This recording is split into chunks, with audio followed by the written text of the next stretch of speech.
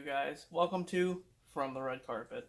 On today's episode, I talk a little bit about the Blue Beetle movie, some stuff regarding the Batman, and also, we have a new look at the Resident Evil series headed to Netflix. So stick around, and we'll dive right in.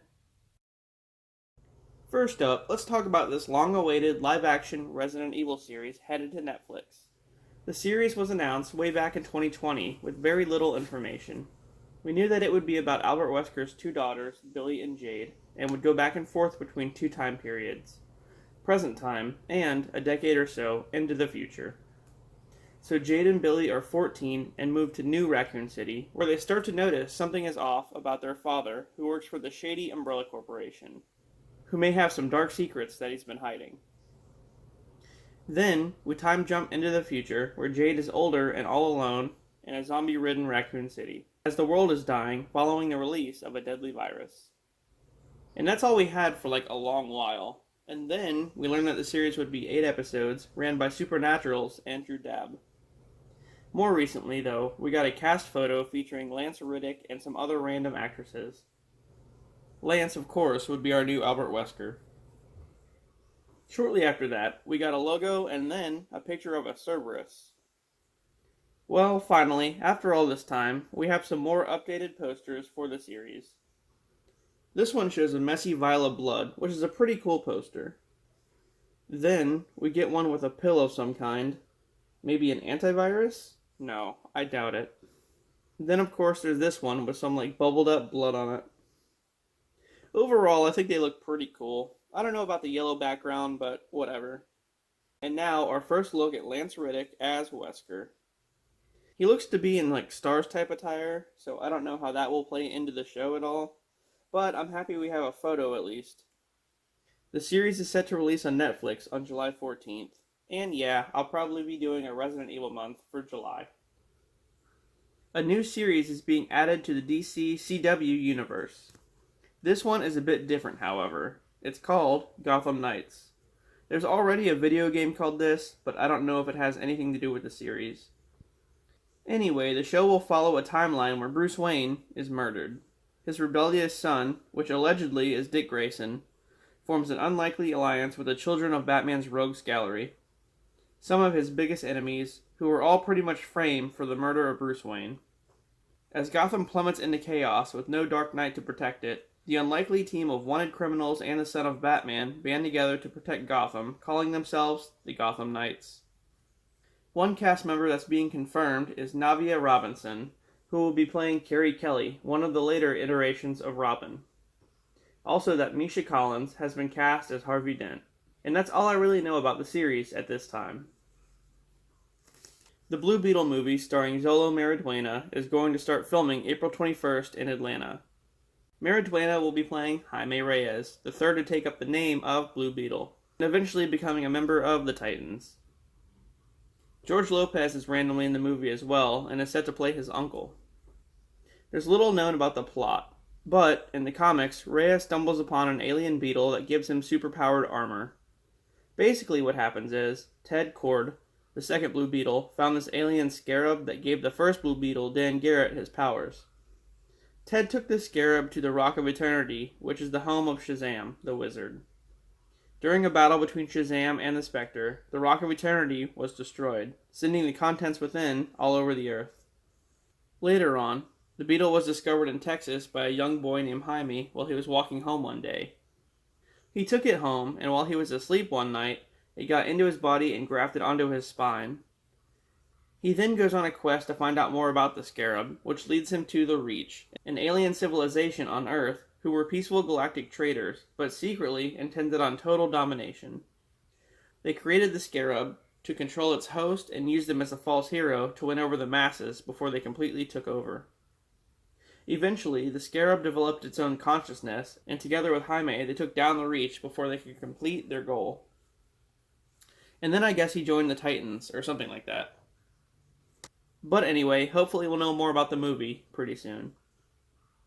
We've got some new set photos for the Kraven film. Filming began on March 20th in England, and we have this random shot of who I assume is Alan Taylor-Johnson's stunt double, because it's definitely not him. But one can assume he'll be getting chased throughout London in the movie at some point.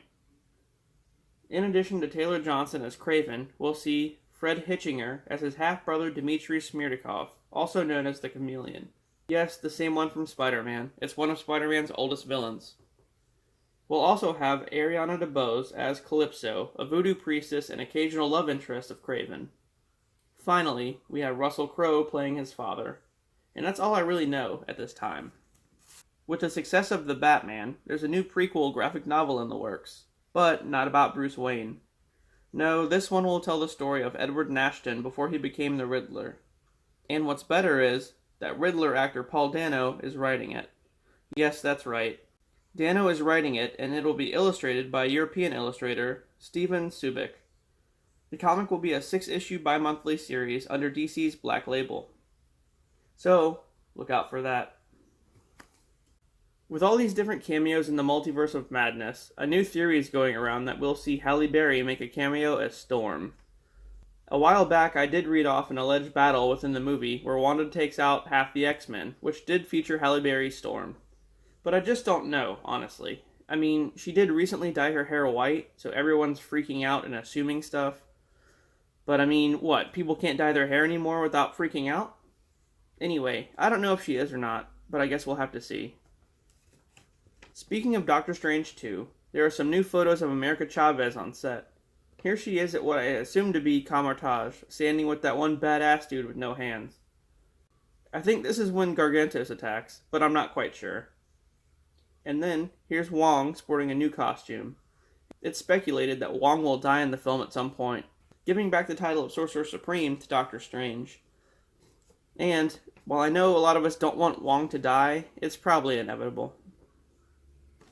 The Secret Invasion series will deal with S.W.O.R.D., the space equivalent of S.H.I.E.L.D., taking on a race of shape-shifting aliens called Skrulls. Well, if you saw Captain Marvel, or even Far From Home, then you already know what I'm talking about. Anyway, a long while ago, Emilia Clarke was cast in the series in an unknown role. Many comic fans assumed she'd be playing Abigail Brand, the director of S.W.O.R.D., and with that one asshole Hayward, the previous director, being taken into custody after WandaVision, it's totally possible. Abigail Brand is the daughter of an alien father and mutant mother, which is why she has green hair and telekinetic powers in the comics. That is one option, but there's also this. She could be playing Varanki. I think that's how you say that. And now Varanki is pretty much the queen of the Skrull Empire. And in the Secret Invasion comics, she's the one that leads her empire to invade and conquer Earth. So it's either Emilia Clarke is playing Abigail Brand on the side of S.W.O.R.D., or she's playing Varanki on the side of the Skrulls. But I guess we'll have to find out eventually. Well, to close this one out, guys, I'll leave you with a behind-the-scenes gander at Moon Knight. I know we're getting the series in like 2 days, so hopefully you've gotten to know the character pretty well, but if not, here you go. When you look past the surface, what do you see? Complicated man? Battling an inner conflict, struggling for balance. Am I like some sort of secret agent? It's a little more complicated than that.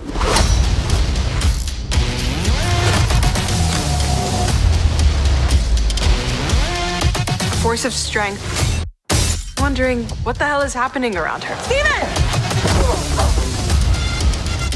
A mysterious figure, worshipped, exalted, and you don't want to come face to face with his unworldly power.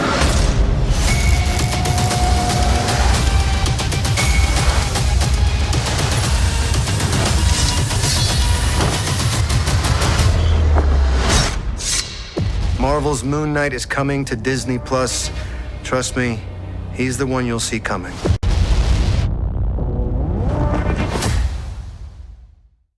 And that does it for this episode, peeps. I hope you enjoyed it, and if you did, please like and subscribe for more stuff.